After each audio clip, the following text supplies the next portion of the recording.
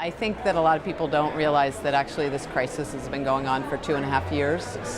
And Save the Children's been working on this crisis in surrounding countries and inside Syria during all that time. And so, the impetus is really why we've got all of these international global leaders here this week. We really want to get the focus on the humanitarian issue. 5 million people are in urgent need of aid. There's about 2 million refugees. 1 million of them are children. And so we're trying to get the attention to the humanitarian issue, which is really so pressing. I'm hopeful.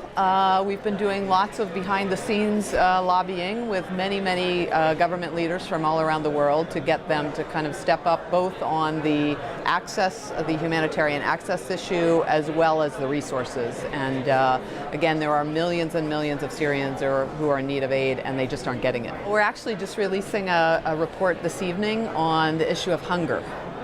Both for Syrians inside Syria. So really the ability to get food to people inside is very, very limited.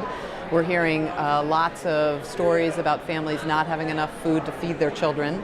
And then the food situation in the refugee camps is also quite difficult and quite critical. So food is going to be an issue. Education, huge issue.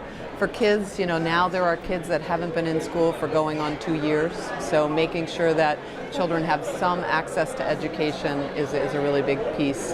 And then obviously we want the progress towards a lasting peace. But right now the humanitarian issue is really the big issue for us. I was just out not very recently in both Iraq and Jordan to visit the refugee camps there, and we have literally tens of thousands of people. In Jordan, 130,000 people living in the camp, another 200,000 plus living in the surrounding areas. So huge refugee populations, great strain on those countries' resources. So the Jordanian government, for example, is trying to feed its own people. These are areas of the country that were not wealthy areas, so they're now facing these shortages of bread and water and seats in school and all of those things. So a lot of pressure in Lebanon, in Jordan, in Iraq on those host communities to continue to serve the flood of refugees that still happens today.